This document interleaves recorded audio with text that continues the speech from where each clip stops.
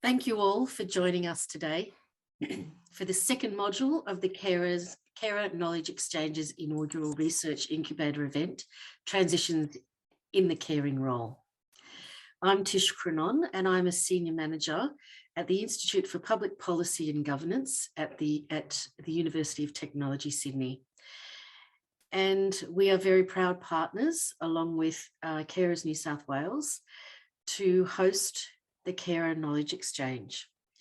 This is a very significant event today, which is running over 3 days, yesterday, today and tomorrow. And as I said, we are very proud to be hosting the Carer Knowledge Exchange in conjunction with Carers New South Wales. And I'm very pleased to be here with you today. Please note that this session will be recorded. It is being recorded. And we ask that while our presenters are speaking today, all other attendees, please keep your microphones on mute and turn off your videos.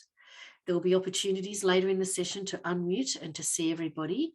But while the presentations are occurring today, please limit your questions and comments to the chat function. I'd like to begin today by acknowledging the Gadigal people of the Eora Nation, upon whose ancestral lands the UTS campus now stands. And I'd also like to pay my respects to elders past, present and emerging, and acknowledge them as the traditional custodians of knowledge for this land. I would further like to acknowledge the traditional custodians of the various ancestral lands from which all of our attendees are joining us today, and to pay respects to those elders past and present. For those of you that joined us yesterday, you would have had the privilege of being part of the welcome to country that was delivered by Brendan from the New South Wales Lands Council. And for those of you that were present, you will also have found it very moving to hear Brendan's personal story. And today will be a lot about personal stories as well.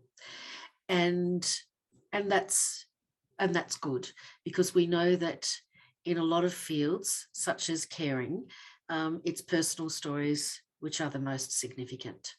So today's incubator will obviously venture into personal stories, and this is I suppose, an opportunity to say to all of you, let that happen. Today's session is delivered, the whole exchange, the Carer Knowledge Exchange, is a partnership delivered by Carers New South Wales and the Institute for Public Policy and Governance at UTS, and it's proudly funded by the New South Wales Government. It aims to bring together carers, researchers, policymakers and other practitioners to share their knowledge and learn from each other. Yesterday's session featured a number of different perspectives on carers' experiences of transitions in economic participation. Employment and finances have been a key focus of the Carer Knowledge Exchange since its launch in October last year.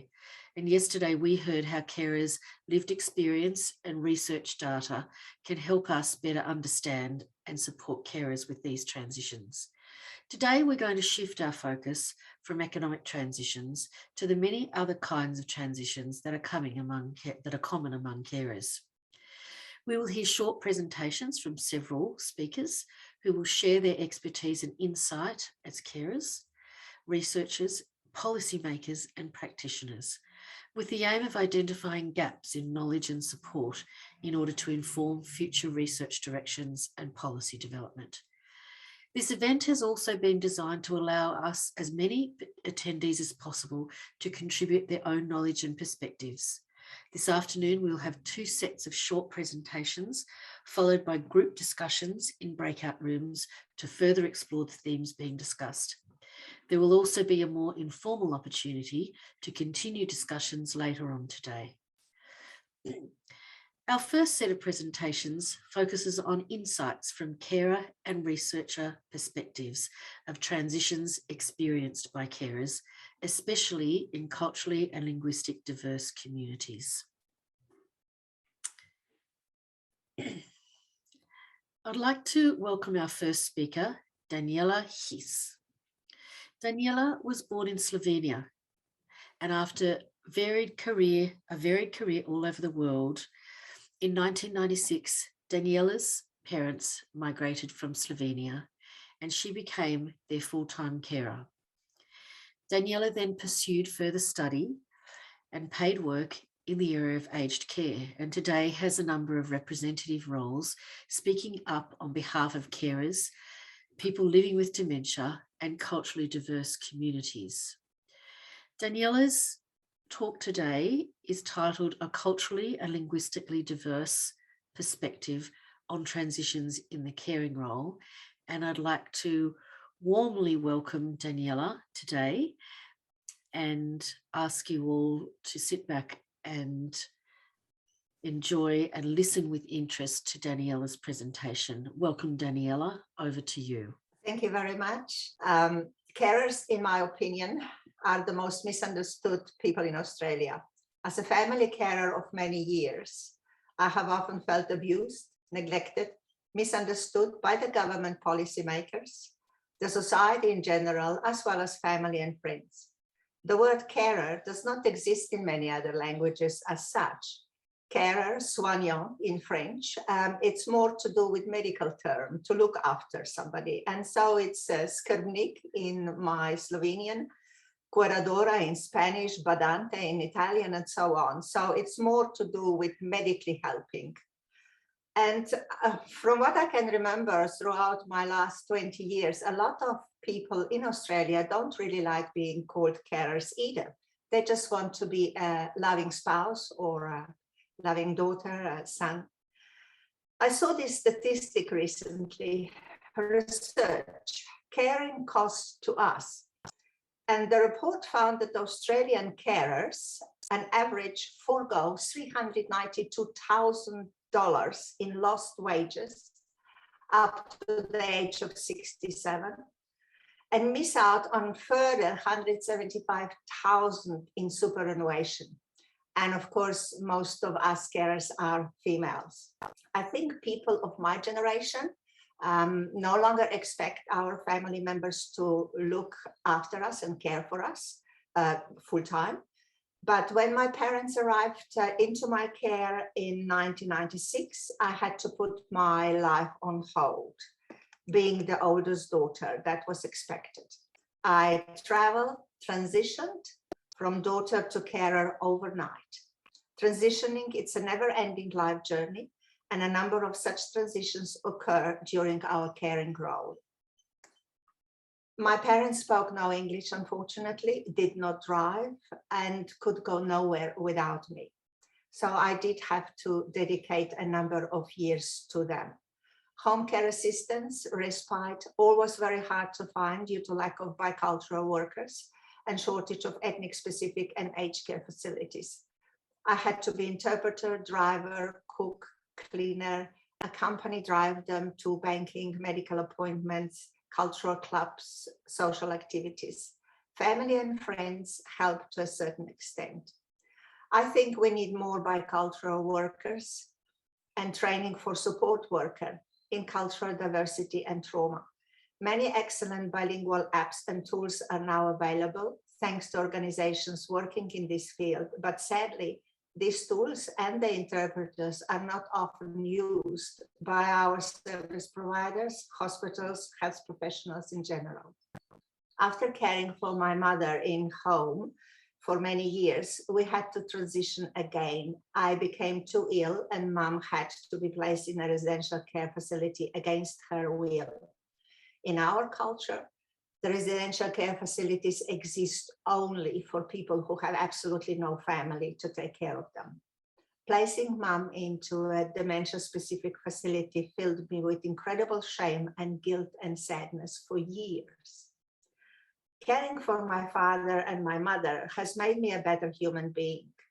It taught me about compassion, being humble, respecting human rights of all people, never mistaking illness or disability with the person.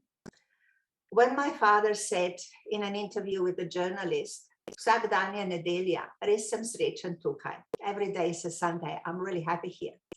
And my mother said to everybody who wanted to listen, God loves me because he gave me Daniela, Bog me marat ker mi je dal Danielo. Well, that really helped me feel proud of who I was. I felt strong enough to put my life, my career on hold for many years. But my health suffered, like many of you carers, because we don't take good care of ourselves. Research shows how family care stories of nursing home placement uncovered 5 feelings or big emotions that we go through. The first one, experiencing loss of control. For me, this was not so bad because by then I was already Dementia Australia advocate, so I ensured mother got all the ethnic specific care that we could give her, including me giving training sessions to the staff on how to better look after people with dementia of cult background in their facility. I was also cooking her favorite meals and taking them there frozen if I was unable to take her out for lunch. Whenever there was a problem, I was her voice, her advocate. The second one is being disempowered. At times at the beginning of placement, we feel decisions are taken away from us, but we can remain as involved as we wish. I took mom out most days because she did not speak English and she was physically well and strong. Beach walk, shopping, family reunions, especially carers of people from cult background, need to remain very engaged with the staff in the facility. The third one is feeling of guilt, sadness, and relief simultaneously. It's a mixture of feeling. And again, counseling is important. Learning techniques to cope with all this was crucial for me. I felt guilty that I was able to look after father until he passed away at home in my care, but I was not able to do the same for my mother. That was terrible disappointment to me. The fourth is possessing a sense of failure. In the early stages, when I cared for my mom at home, I often felt a total failure. And we had some horrific arguments. I had to learn all about dementia in order to help her better. In the later stage of dementia, mom saw me as her mother. She loved me and we had some fantastic quality times together. The last one is having to make forced and negative choice, placing our loved one in the facility care. And because this mostly happens because we run out of our health. But often we learn it is not a negative choice.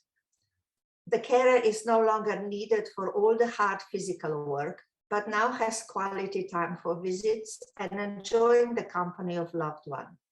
For a carer of culturally and linguistically diverse person, the placement in a residential care facility may require a lot of continuing care and support, as many facilities are not capable to deliver culture appropriate care. Our workforce is not trained in ethnic specific needs and trauma. The use of interpreters is often not practical. The bicultural tools and apps are there, but knowledge translation has not been very successful and staff does not know where to find them.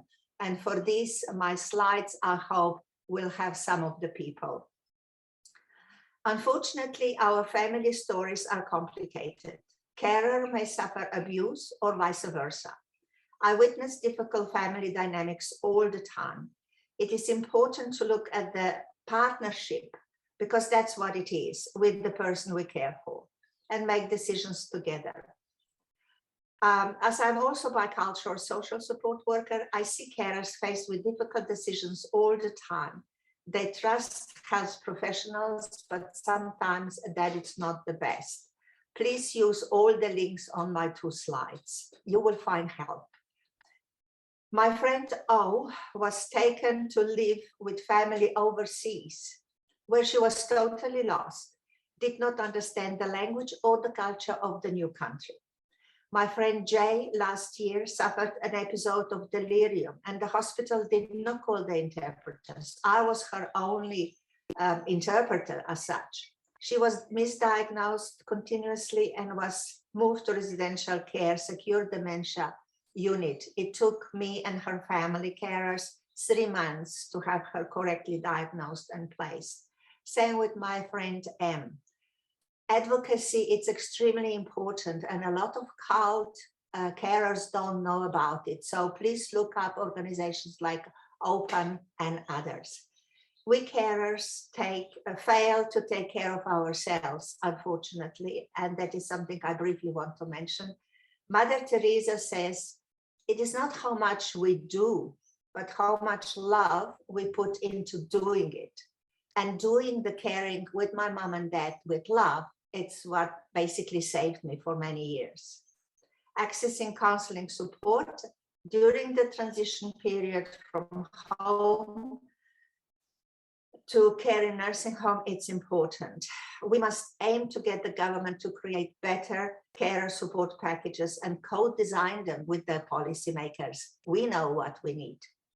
Sadly, one day the person dies. There is grief and loss, there is emptiness, and mostly there is loss of one's identity.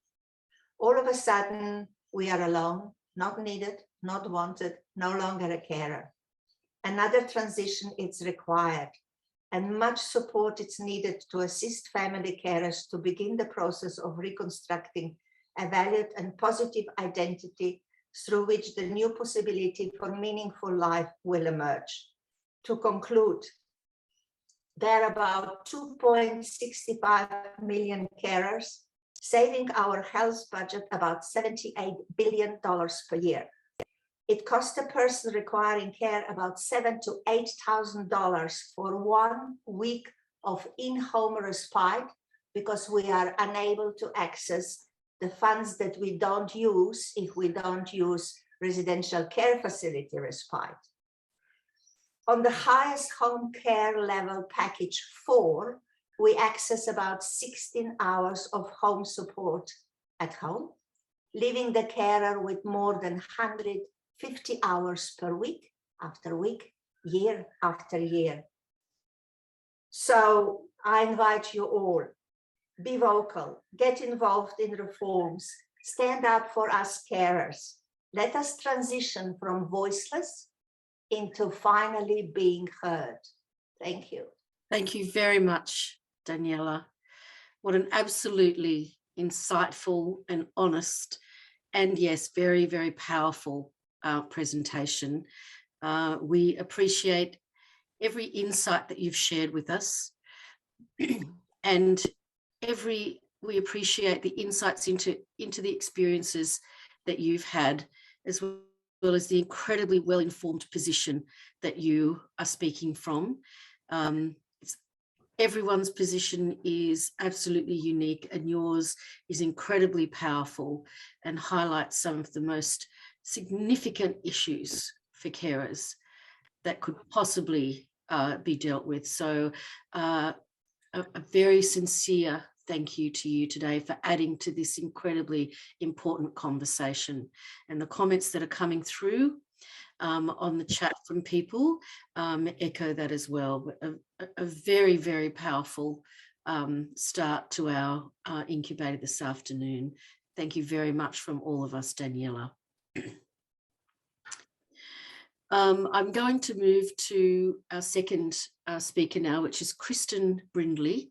Sorry, I'll say that again. Kristen Bindley. Kristen is a clinical fellow at Impact at the University of Technology, Sydney. She's an honorary clinical fellow, and she has practiced as a social worker for over 16 years with extensive experience in bereavement counselling and bereavement service coordination in Western Sydney. Kristen's research interests include life-limiting illness, caring, grief and loss, and social and structural determinants of bereavement experience. Her talk today is going to be on social welfare needs, bereavement and transitioning out of a caring role, implications of a study in Western Sydney for policy and practice. Thank you very much for joining us, Kristen, and I will hand over to you now. Thank you so much, Tish. Can you hear me okay and see the slides? Wonderful. Yes. So thank you for, again, the opportunity to participate in this important discussion today. I am speaking to you on Darug land in Western Sydney, which is the context in which I practice as a social worker and a bereavement counsellor, but it's also the context in which the research that I'm about to share took place. So firstly, how does that research connect with the theme of today's session around transitions in the caring role? Well, this is work that speaks to the experience of bereavement after having cared for someone with a life-limiting illness. We already know that this is a period of transition that's associated with a range of forms of psychosocial complexity, including social, economic and health costs. We know that in this period of transition, carers access varied forms of social welfare, including income support and public housing.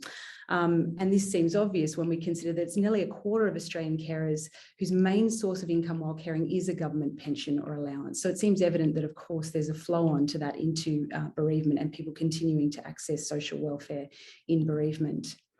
We also know that there's been little attention to the social and structural determinants of this period of transition in bereavement after having been a carer. And by structural determinants, I mean the impact of interactions with social policy, with public agencies, with government institutions. And so very, very quickly, to put people in the picture here, the aim of this particular piece of research was to inform approaches that might improve the experiences of carers of people with life-limiting illness who encounter social welfare policy while caring, but also following caring in their bereavement and the period afterwards. And that's obviously what I'm focusing on today. So this work, the primary method of data collection was in-depth interviewing. So two cohorts, a cohort of specialist palliative care practitioners, so health professionals, and welfare sector workers who work within Centrelink, DHS and housing, 21 in total, and also a cohort of 12 bereaved carers who contributed their experience. And what the study found very briefly was that systemic inequities shape this period of transition for carers.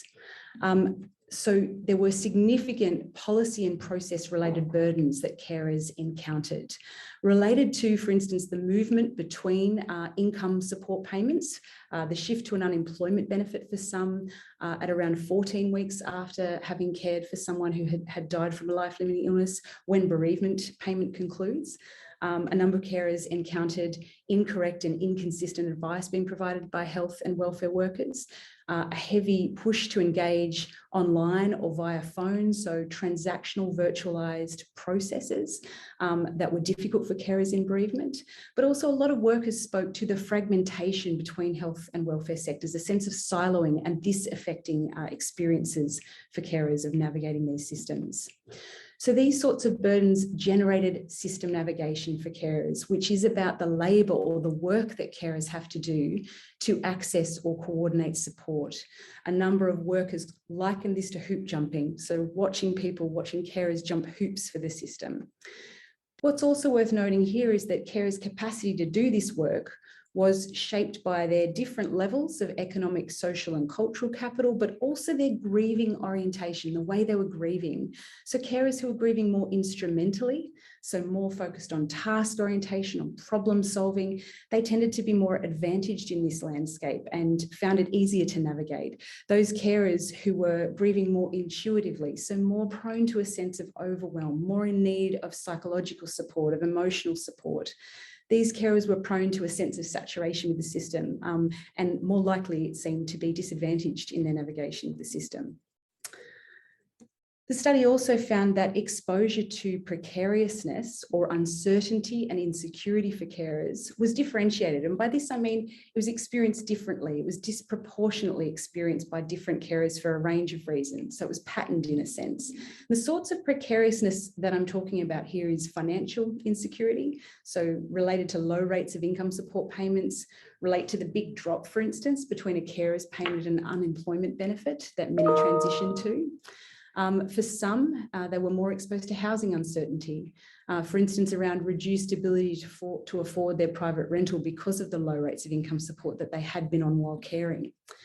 For some, this was about employment-related stress, cycles of assessment of their readiness to re-engage with the workforce in early bereavement, very early bereavement, I would say, about 14 weeks. And for others, there were examples of psychosocial strain. And one of the key examples there would be the exacerbation of existing mental health concerns in bereavement for some carers. So to apply a strengths-based lens here, what was actually protective? We need to ask that question. What was protective for carers who were vulnerably positioned in this period of transition? There are a number of examples I could give. I'm just giving a handful here, where there was a combination of informed advocacy and flexible welfare agency culture, where welfare workers were willing to practice discretion. This was protective. And so this housing worker gave the example of a bereaved husband whose wife had died. He was caring for their young children. And he, according to the policy, should not have, apparently according to the policy, been able to remain in their public housing property. She said, the worker said, there are policies and entitlements and whatever, but at the end of the day, he got that property as a result of the advocacy of the hospital social worker that was engaged with this family, but also the information and good support from the team at the welfare agency that were involved. She said, this makes a big difference for some people going through bereavement, this particular combination, the way those workers engaged together. Particular worker strengths were protective. So where workers had an individualised approach that was a combination of knowledge, so a high level of policy literacy, skill, so capacity to mentor carers in and coach them through navigation of the system, but also compassion and understanding. So this bereaved carer gave the example of a really timely interaction with a Centrelink worker who not only spoke his language of origin, but who coached him through the application at a critically difficult time for him. He says this was the difference between him saying forget it and him being able to finish that application and receive that form of income support. Where agencies were well connected, where there was infrastructure for relationships of care, this was also protective. And a number of workers spoke about this sort of infrastructure really being eroded in recent decades and a frustration with this. So this particular Centrelink worker said they need the time to invest in networks and relationships. She said there is power in the worker on the other end of the phone having a sense about who you are, what you're about, why you're involved. This is protective in supporting carers who are vulnerably positioned. So there are a number of practice and policy implications here, and this is a sampling, I guess. I've selected a sampling to share with you. So in terms of practice considerations, there seems to be a real need to develop from these findings grief literacy, particularly within the welfare sector, which includes an understanding, promoting an understanding for workers of the way that caring can shape grieving, but also the way it can shape mental health and mental health outcomes. There's a real need to build what's called structural competency within workers and practice settings, health and welfare sector practice settings. And this is really about workers being supported and educated to think critically about vulnerability, not to see that as inherent as something that is within a carer, but to see that as the way that carers are positioned within systems and by policy, to see vulnerability as created by inequitable processes that are at work and to work critically with that. There's also a clear need to cultivate infrastructure, supportive infrastructure for health and welfare workers who do this support in critical periods of the life course, such as transitions out of caring, consultation, opportunities for supervision. And in terms of policy and structural reform, and this is really about digging at the root causes of inequity for carers here, there's an ongoing need for great advocacy around improving coordination, adequacy, and the appropriateness of income support for carers in Australia. And that's a big task, an ongoing one. And there's a need too to develop the capacity between agencies, between health and welfare sector agencies, for collaboration, for education, for relationship building, but also to develop pathways for information exchange so that the road is easier for carers in terms of navigation of systems. There are some publications on these findings for those who might be interested in a little bit more beyond today's presentation. But thank you very much. Thank you very, very much, Kristen. That was really, it was a really lovely segue from Daniela's talk as well, and it was really interesting to see some of the issues that I know are part of the lived experience of people on the line today. It's really interesting and important to see those borne out in research. So a very important piece of work that you've done, and we really appreciate you sharing that with us today. Thank you everyone for listening to those two really important contributions. We're now going to move into a series of breakout rooms. This is an important opportunity for everyone to contribute to further discussion on what we've just heard from our speakers. Shortly you will receive instructions on your screen. You'll be allocated automatically to a group, and after the groups have concluded, everyone will rejoin the main meeting automatically. If by any chance you feel uncomfortable participating in breakout rooms, you're very welcome to just wait in the main waiting room until we resume. What I'll do now is I will let the admin team allocate to facilitators and attendees to the breakout rooms, and also I remind facilitators just to, when you return to the main room, to just have your one key takeaway from the discussion that you'd like to share. We'll have a 10-minute sharing session, which is 10 minutes for all groups to share. So just keep the report back to one key takeaway from your group. Okay, over to the admin team. If you'll all be patient, you will go to a room. Okay, welcome back to the main room, everyone. It's good to see everyone. And what we're going to do now is we are going to be having a very short report back. Each group, I will ask each group by number for the facilitator for that group to share just a brief sentence, the key takeaway of what was discussed. So group one, facilitator for that group. Oh, that was me. So group one had a really great discussion, which is summarised in the caring role is a constant transition and involves continuous learning and adapting, and carers need help to access the information and services available. Thanks very much, Sarah. That's fantastic. Could we hear from group two, the facilitator for group two?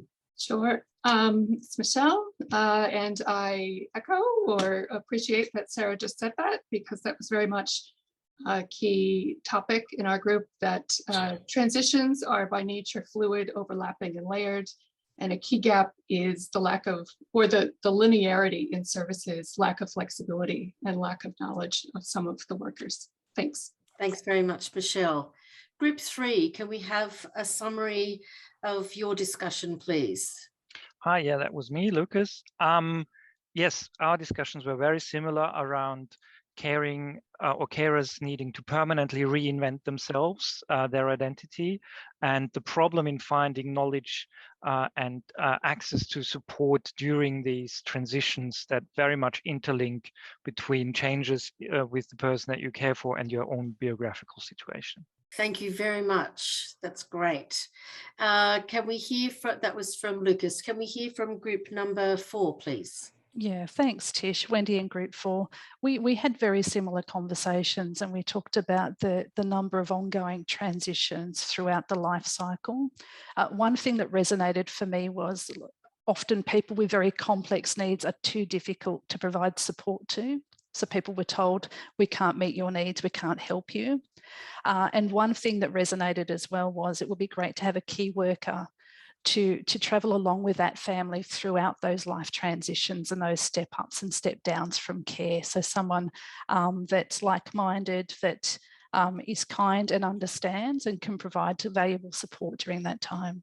Very insightful. Thanks very much, Wendy, and group 4. Group 5, can we hear a summary from you, please? Hi, thank you. Just Jade here from Group 5. We had very similar comments in some regards, and quite importantly, while we talk a lot about quite significant transitionary moments, a lot of our initial discussion was actually on sort of the everydayness, these series of what might be seemingly small transitions that can be quite significant and emotionally charged. So quite a sort of fluctuating sense of emotionals up and down Mm. that you have to navigate. In terms of gaps, very much focus on a desire for caseworkers to be able to help people navigate, carers navigate, these very complicated systems and ensure they're getting the support that they rightfully deserve and need. And also to increase the support, particularly for carers that are transitioning out of a caring role, particularly in terms of grief support and assisting in transitions of identity, financial issues, and living arrangements. That's fantastic. Thanks very much, Jade. Really, really fantastic insights there from Group 5. Group 6, could we hear from you as well, please? Sorry, Tish, we had no Group 6. We have no Group 6. Yes, Fantastic. apologies. That's okay. No, thank you very much. That's great. Look, they were really, really useful summaries, I think, there, and obviously inspired very much by the 2 speakers that we'd heard earlier. So in the interests of moving things along and keeping to time, we're going to take a short break before our second session commences. And our second session, we're going to hear 3 presentations and on lived experience, community support and research perspectives of transitions in the caring role. So I ask you to just take a very short break, under 5 minutes if you can, just to grab a quick cuppa or a comfort stop, and we will reconvene again. Yeah, just under 5 minutes. So thanks everyone. Just put your microphone on mute and camera off, and we'll see you in a few moments. Thanks very much.